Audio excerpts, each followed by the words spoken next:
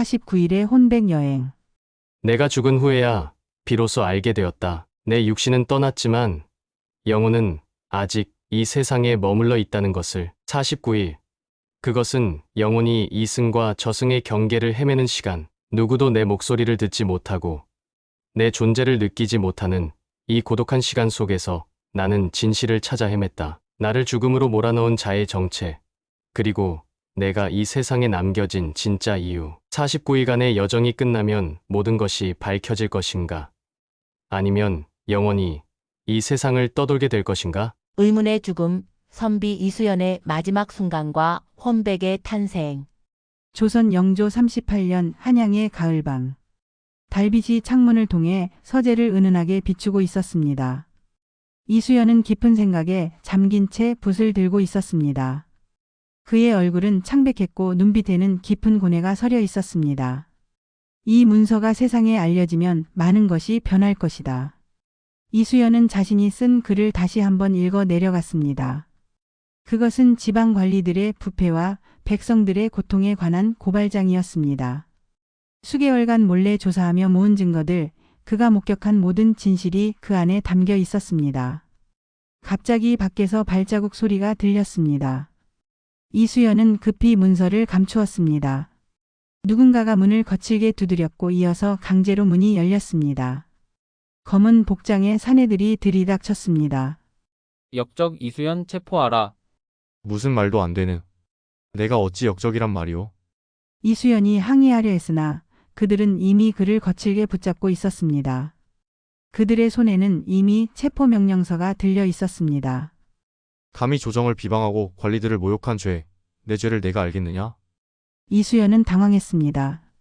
그의 문서는 아직 아무에게도 보여주지 않았는데 어떻게 이런 일이 벌어진 것인지 이해할 수 없었습니다. 그는 자신의 서재를 둘러보았고 책상 위에 올려둔 문서가 사라진 것을 발견했습니다. 누군가 나를 밀고 했군. 체포되어 끌려가는 길에 이수연은 대문 앞에 서 있는 낯익은 얼굴을 보았습니다. 자신의 절친한 친구였던 정민호였습니다. 그의 눈에는 후회와 슬픔이 가득했지만 동시에 굳은 결의도 보였습니다. 민호야, 내가 어찌. 이수연의 말은 끝나지 못했습니다. 갑자기 뒤에서 강한 충격이 느껴졌고 그는 앞으로 쓰러졌습니다. 등에서 뜨거운 것이 흘러내리는 느낌, 그리고 점점 흐려지는 의식. 아직 할 일이 있는데. 이수연의 마지막 말은 속삭임처럼 사라졌고 그의 눈은 천천히 감겼습니다. 그렇게 이수연은 자신의 가장 신뢰했던 친구의 배신으로 진실을 밝히기도 전에 생을 마감했습니다. 그러나 이것이 끝이 아니었습니다. 이수연은 자신이 땅바닥에 쓰러져 있는 모습을 내려다보고 있었습니다. 자신의 몸에서 빠져나온 그는 이제 투명한 형체로 그 자리에 서 있었습니다. 당황한 그는 자신의 손을 바라보았습니다. 손은 희미하게 빛나고 있었고 땅에 닿지 않은 채 공중에 떠 있었습니다. 이게 무슨. 내가 죽은 건가? 혼란스러운 감정이 그를 휩쓸었습니다. 분노, 두려움, 슬픔이 뒤섞인 감정 속에서 그는 자신을 죽인 자들을 쫓아가려 했지만 그의 발은 마치 보이지 않는 사슬에 묶인 듯 그 자리를 떠날 수 없었습니다. 아직 내가 이 세상을 떠날 때가 아니다. 갑작스러운 목소리에 이수연은 돌아보았습니다. 흰 도포를 입은 노인이 그를 바라보고 있었습니다. 노인의 형체도 이수연처럼 투명하게 빛나고 있었습니다. 당신은 누구시며 이 몸은 대체. 나는 저승사자가 아니라면 내게 아무것도 아니다. 하지만 내게 알려줄 것이 있다. 너는 죽었지만 내 영혼은 아직 49일 동안 이 세상에 머물 것이다.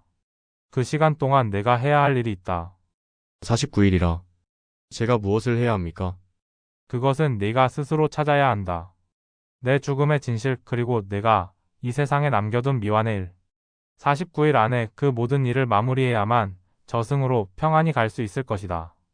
노인의 말이 끝나기도 전에 그의 모습은 바람에 흩어지는 안개처럼 사라졌습니다. 이수연은 혼자 남겨진 채 자신의 시체를 마지막으로 바라보았습니다. 그렇게 그의 49일간의 혼백 여행이 시작되었습니다. 보이지 않는 존재, 가족들 곁을 떠돌며 자신의 죽음을 목격하는 혼백. 이수연의 집 상복으로 가득한 방 안에는 슬픔이 가득했습니다. 그의 아내 정 씨는 검은 상복을 입고 울음을 참으며 조문객들을 맞이하고 있었습니다. 그녀의 눈은 붉게 부어 있었고 얼굴은 창백했습니다. 어린 아들 봉주는 아직 어려 무슨 일이 일어났는지 제대로 이해하지 못한 채 어머니의 옷자락을 붙잡고 있었습니다. 아버지는 언제 오시나요? 봉주의 순진한 질문에 정 씨는 더 이상 참지 못하고 아이를 품에 안고 흐느꼈습니다. 이수연은 그들 옆에 서서 이 모든 광경을 지켜보고 있었지만 그 누구도 그의 존재를 느끼지 못했습니다. 여보, 저 여기 있어. 봉주야, 아버지가 여기 있다. 이수연이 아무리 소리쳐도 그의 목소리는 그들에게 닿지 않았습니다. 그는 아내의 어깨에 손을 얹으려 했지만 그의 손은 그저 허공을 가로질렀습니다. 그제야 그는 자신이 정말로 이 세상 사람이 아니라는 사실을 실감했습니다. 조문객들 사이에서 정민호의 모습이 보였습니다. 그는 검은 상복을 입고 무거운 표정으로 정 씨에게 다가갔습니다. 이수연은 분노로 가득 찬 채 그를 바라보았습니다.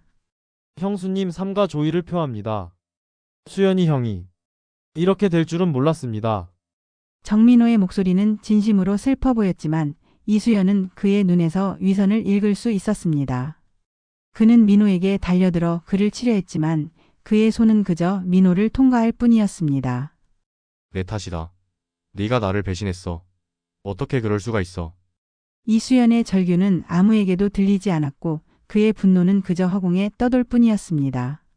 민호는 잠시 몸을 떨더니 마치 무언가를 느낀 듯 주변을 둘러보았습니다. 하지만 곧 아무것도 없다는 듯 다시 정 씨에게 위로의 말을 건넸습니다. 형님의 일은 제가 도울 테니 걱정 마세요. 봉주도 제가 잘 돌보겠습니다.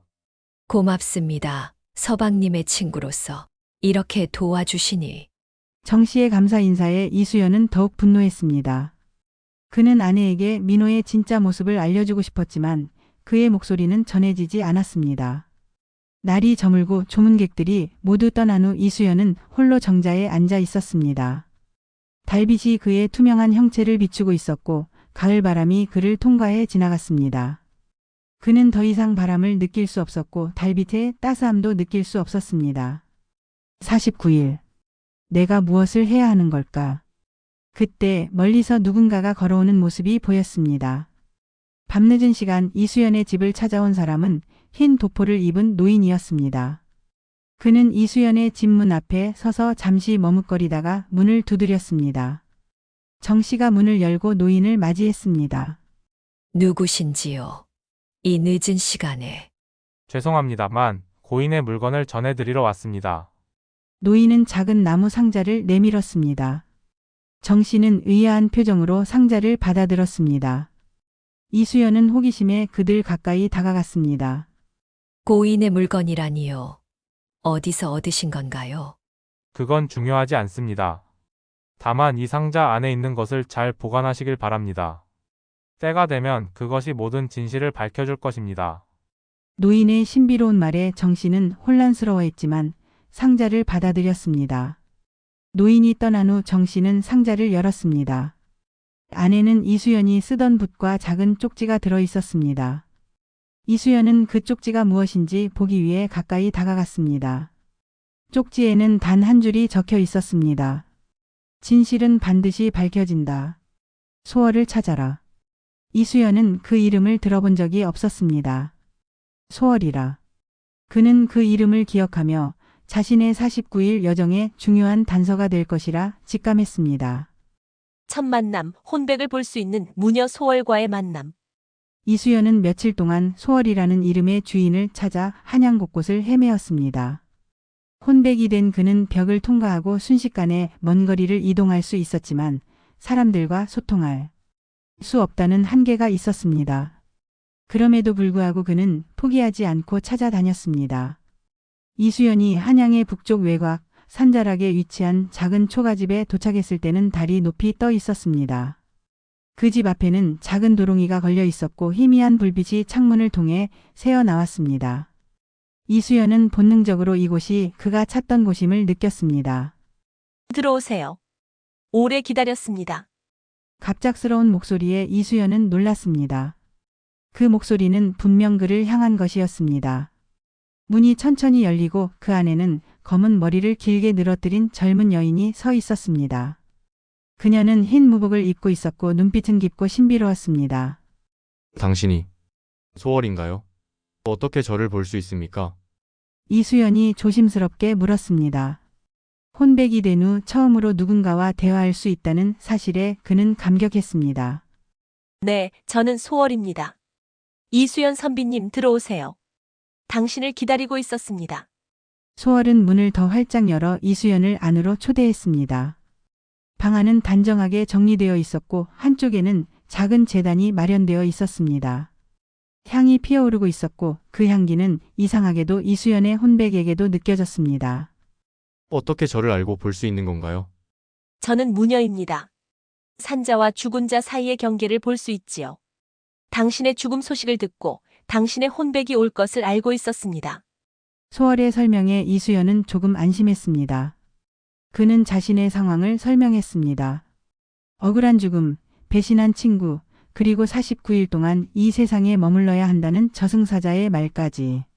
49일의 여정. 그것은 영혼이 이승과 저승 사이를 떠도는 시간입니다. 당신은 그 시간 동안 자신의 미완의 과업을 마쳐야 합니다. 그 과업이 무엇인지 아시나요? 소월은 작은 탁자 앞에 앉아 물그릇을 가져왔습니다. 그녀는 물을 들여다보며 말했습니다. 당신의 죽음은 단순한 우정의 배신이 아닙니다. 그 뒤에는 더 큰 음모가 있어요. 당신이 발견한 부패와 비리, 그것은 단순한 지방관리의 문제가 아니라 더 깊은 곳까지 연결되어 있습니다. 물 위에 이미지가 떠올랐습니다. 정민호와 다른 관리들이 비밀리에 만나는 모습, 그리고 그 뒤에 서 있는 그림자 속 인물. 이수연은 그 모습에 집중했지만 그림자 속 인물의 얼굴은 보이지 않았습니다. 이 사람들이 나를 죽인 이유인가요? 그들은 당신이 발견한 진실이 세상에 알려지는 것을 두려워했어요. 특히 당신이 쓴 마지막 문서. 그것이 지금 어디 있는지 아십니까? 이수연은 고개를 저었습니다. 그는 자신이 죽기 전 문서가 사라진 것을 기억했습니다. 그 문서를 찾아야 합니다. 그리고 그것을 올바른 사람에게 전달해야 해요. 그것이 당신의 첫 번째 과업입니다. 하지만 어떡해요? 저는 아무것도 만질 수 없고 아무에게도 보이지 않습니다. 소월은 미소를 지었습니다. 그녀는 작은 주머니를 꺼내 이수연에게 건넸습니다. 놀랍게도 이수연은 그것을 잡을 수 있었습니다. 이 부적은 당신이 짧은 시간 동안 물리적 세계와 접촉할 수 있게 해줄 것입니다. 또한 저와 함께라면 당신의 힘은 더 강해질 거예요. 함께 진실을 찾아봅시다. 이수연은 감격에 찬 눈으로 소월을 바라보았습니다. 그에게 처음으로 희망의 빛이 보였습니다. 고맙습니다, 소월. 당신과 함께라면 49일 안에 모든 것을 밝힐 수 있을 것 같습니다. 서두르세요. 시간은 제한되어 있고 당신의 원수들은 이미 다음 움직임을 준비하고 있습니다. 당신의 가족이 위험해질 수도 있어요. 소월의 경고에 이수연의 표정이 굳어졌습니다. 그는 아내와 아들의 얼굴을 떠올렸습니다. 그들을 지키기 위해서라도 그는 반드시 진실을 밝혀야 했습니다. 가장 먼저 어디로 가야 할까요? 당신의 죽음이 시작된 곳. 당신의 서재로 돌아가야 합니다. 거기서부터 모든 것이 시작되었으니까요. 이수연은 고개를 끄덕였습니다. 그렇게 이수연과 소월은 함께 진실을 찾아 나서게 되었고 49일의 혼백 여행은 본격적으로 시작되었습니다. 진실을 향한 여정, 소월과 함께 자신의 죽음에 얽힌 단서를 찾아가는 과정. 달빛이 밝게 비추는 밤 이수연과 소월은 이수연의 서재로 돌아왔습니다. 집안은 고요했고 정씨와 봉주는 깊은 잠에 빠져 있었습니다. 이수연은 자신의 가족을 보며 잠시 슬픔에 잠겼지만 소월의 다독임에 정신을 차렸습니다. 시간이 많지 않아요. 서둘러야 합니다. 서재는 이수연이 마지막으로 보았을 때와 달리 정리되어 있었습니다. 책들은 질서정연하게 꽂혀 있었고 그의 책상은 깨끗이 치워져 있었습니다. 누군가 이곳을 샅샅이 뒤진 것 같군요. 소월의 말에 이수연은 고개를 끄덕였습니다. 그는 책상 근처로 다가가 주변을 살펴보기 시작했습니다. 소월이 준 부적 덕분에 그는 제한적으로나마 물건을 만질 수 있었습니다. 내 문서가 있던 곳은 여기였는데. 이수연은 책상 및 비밀 서랍을 더듬었습니다. 하지만 그곳은 이미 비어 있었습니다. 실망한 그의 표정을 보며 소월이 다가왔습니다. 선비님, 문서 외에도 중요한 물건이 있었을 거예요. 평소에 소중히 여기던 것들을 생각해 보세요. 이수연은 잠시 생각에 잠겼습니다. 그러다 문득 떠오르는 것이 있었습니다. 할아버지께서 물려주신 서첩. 그 안에 메모를 숨겨두곤 했어. 그는 서가로 향했고 가장 윗칸에 놓인 낡은 서첩을 발견했습니다. 소월의 도움으로 그것을 꺼내 살펴보았습니다. 서첩 안에는 여러 장의 서예 작품이 있었고 마지막 장에 가느다란 글씨로 메모가 적혀 있었습니다. 비밀은 달빛 아래 숨어 있다. 이건 내 필체가 아니야. 누군가 당신에게 메시지를 남긴 것 같네요. 이수연은 서재 창문을 바라보았습니다. 달빛이 창을 통해 들어와 바닥에 그림자를 들이우고 있었습니다. 그는 본능적으로 그 달빛이 비추는 방향을 따라갔고 마루 밑 작은 틈새를 발견했습니다. 여기 뭔가 있어. 소월이 도화마루 판자를 들어 올리자 그 아래에는 작은 나무 상자가 있었습니다. 상자를 열자 그 안에는 이수연이 그토록 찾던 문서와 함께 작은 비녀가 들어 있었습니다. 이 비녀는 궁중에서만 사용하는 양식이에요. 소월의 말에 이수연은 놀랐습니다. 그는 문서를 펼쳐 읽어내려갔고 그 내용에 더욱 충격을 받았습니다. 이것은 내가 조사한 부패 관리들이 궁중 고관과 연결되어 있다는 증거야. 그리고 그 중심에는 문서의 마지막 페이지에는 충격적인 이름이 적혀 있었습니다. 바로 호조판서 박연준의 이름이었습니다. 그는 왕의 총애를 받는 고위 관료였고 정민호의 은밀한 후원자이기도 했습니다. 이제 모든 것이 이해돼. 정민호는 박연준의 지시를 받아 나를 감시했던 거야. 내가 증거를 모으자 날 제거한 것이고. 하지만 아직 의문이 남아 있어요. 누가 이 상자를 여기에 숨겼을까요? 그리고 이 비녀는 무엇을 의미하는 걸까요? 이수연은 비녀를 자세히 살펴보았습니다. 비녀 끝에는 작은 글자가 새겨져 있었습니다. 은월이라는 이름이었습니다. 은월. 이름이 익숙한데. 은월은 현재 궁에서 봉사하고 있는 궁녀예요. 그녀가 당신과 연결되어 있다면 그녀도 이 음모에 대해 알고 있을 가능성이 있어요. 이수연의 눈이 빛났습니다. 그는 새로운 희망을 발견한 것 같았습니다. 이 문서와 비녀. 이것들이 진실을 밝힐 열쇠가 될 거야. 소월, 우리는 은호를 찾아야 해. 그 전에 한 가지 더 확인해야 할 것이 있어요. 정민호가 어떤 움직임을 보이고 있는지 살펴봐야 합니다. 그가 당신의 가족에게 위험을 끼칠 수도 있으니까요. 이수연은 고개를 끄덕였습니다. 그들은 조용히 서재를 빠져나와 정민호의 거처로 향했습니다. 달빛 아래 두 그림자가 한양의 밤거리를 가로질러 갔고 그들의 49일 여정은 이제 본격적으로 시작되었습니다. 숨겨진 음모, 이수연의 죽음 뒤에 숨겨진 충격적인 진실 발견. 정민호의 집 깊은 밤이었지만 안에서는 여전히 불빛이 새어나오고 있었습니다. 이수연과 소월은 담을 넘어 조용히 안으로 들어갔습니다. 혼백이 된 이수연은 벽을 통과할 수 있었고 소월은 마치 그림자처럼 소리 없이 움직였습니다. 방 안에서는 정민호와 호조판서 박연준이 은밀한 대화를 나누고 있었습니다. 이수연은 그들의 대화에 귀를 기울였습니다. 일은 잘 마무리되었나? 박연준의 낮은 목소리가 방 안에 울렸습니다. 정민호는 고개를 숙이며 대답했습니다. 네, 대감. 이수연의 문서는 제거했습니다. 하지만 원본 문서를 찾지 못했습니다. 이수연이 어디에 숨겼는지. 박연준의 얼굴이 분노로 일그러졌습니다. 그는 손에 들고 있던 술잔을 내팽개쳤습니다. 어리석은 놈. 그 문서가 나오면 우리 모두 끝이야. 세곡을 횡령한 증거가 있는 그 문서가 왕의 손에 들어가면 내 목은 물론이고 내 목도 날아갈 것이다. 이수연은 그들의 대화를 듣고 충격을 받았습니다. 그가 발견한 것은 단순한 지방 관리의 부패가 아니라 호조판서가 직접 관여한 국가 세곡 횡령 사건이었던 것입니다.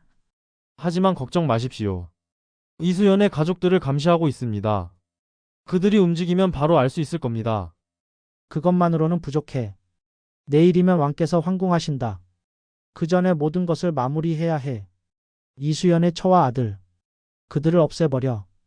정민호의 얼굴이 창백해졌습니다. 대감 그렇게까지 할 필요가.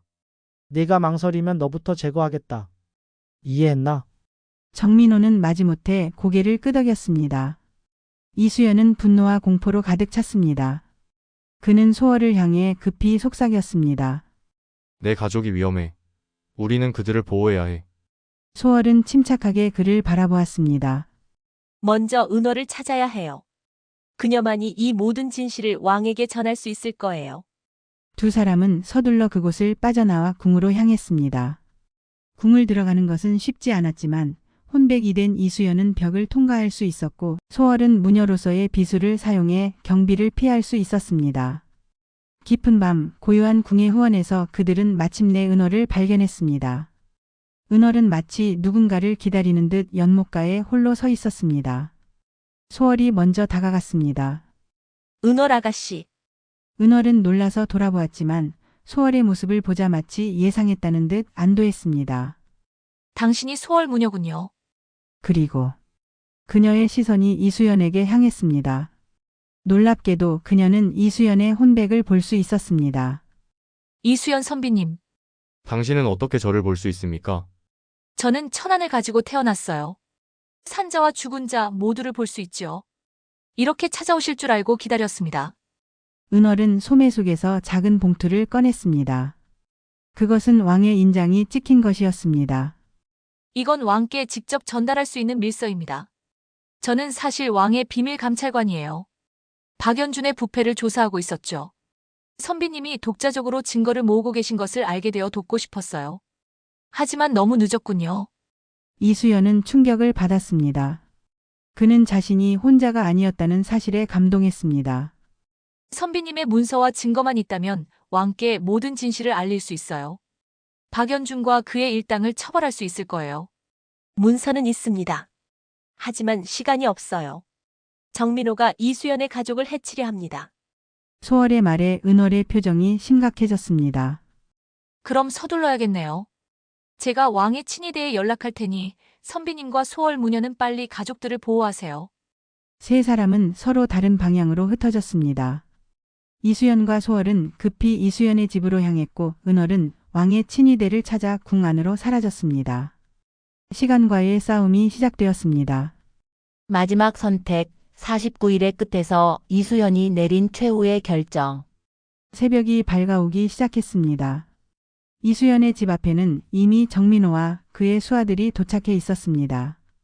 그들은 조용히 담을 넘어 집 안으로 침입하려 했습니다. 이수연과 소월은 그들보다 먼저 도착해 정씨와 봉주를 지키고 있었습니다. 소월 어떻게 해야 하죠? 저는 혼백이라 그들을 막을 수 없어요. 걱정 마세요. 제가 할 수 있는 일이 있어요. 소월은 주머니에서 부적 몇 장을 꺼내 집 주변에 붙였습니다.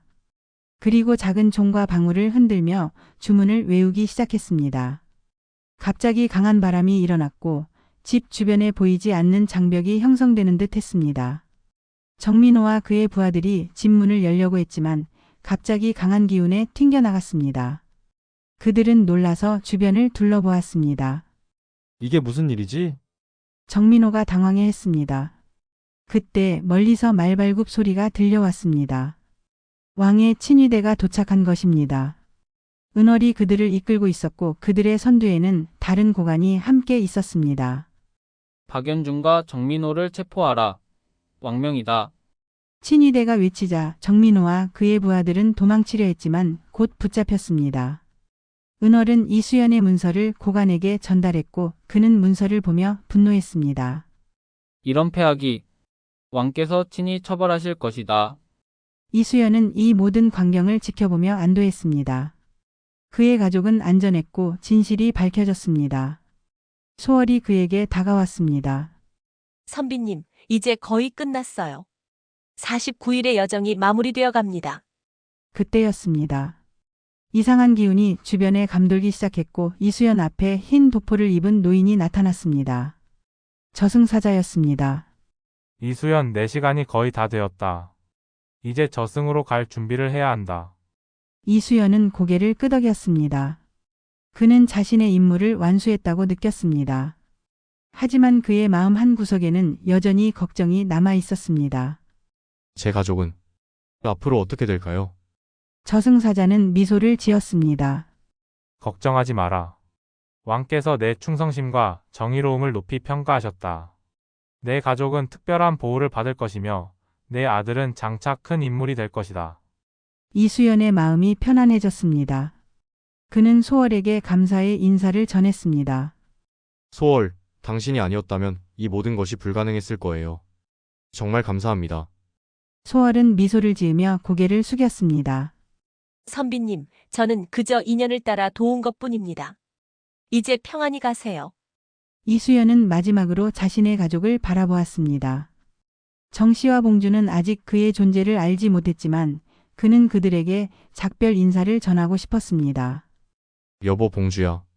잘 지내요. 언젠가 우리 다시 만날 날이 올 거예요. 그의 말은 바람처럼 흩어졌지만 이상하게도 정씨는 마치 무언가를 느낀 듯 창밖을 바라보았습니다. 그녀의 눈에 잠시 눈물이 맺히는 듯 했지만 곧 평온한 미소로 바뀌었습니다. 저승사자가 손을 내밀었고 이수연은 그 손을 잡았습니다.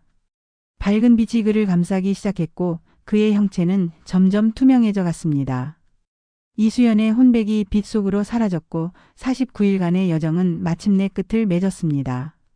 그의 영혼은 이제 평안히 저승으로 향했고 그가 남긴 진실은 세상에 밝혀졌습니다. 그것은 단순한 개인적 복수가 아닌 조선의 정의를 위한 마지막 헌신이었습니다. 소월은 그가 사라진 자리를 바라보며 작은 기도를 올렸습니다. 그리고 은월과 함께 조용히 그 자리를 떠났습니다. 아침 햇살이 한양 성곽을 비추기 시작했고 새로운 하루가 밝아오고 있었습니다. 지금까지 49일의 혼백 여행을 들어주셨습니다. 이승과 저승의 경계에서 진실을 밝히기 위해 고군분투한 이수연의 여정이 여러분에게 깊은 인상을 남겼기를 바랍니다. 조선시대 사람들은 사람이 죽으면 그 영혼이 49일 동안 이 세상에 머문다고 믿었습니다. 그 시간 동안 영혼은 자신의 미완의 과업을 마치거나 마지막 작별 인사를 전하기도 했지요. 이수연의 이야기처럼 때로는 세상에 남겨진 불의를 바로잡기 위해 혼백이 분투했다는 전설도 있습니다. 다음 이야기에서는 저승사자의 비밀 문서라는 드라마를 들려드리겠습니다. 이 이야기가 마음에 드셨다면 좋아요와 구독으로 응원해주세요. 다음 이야기에서 다시 만나요.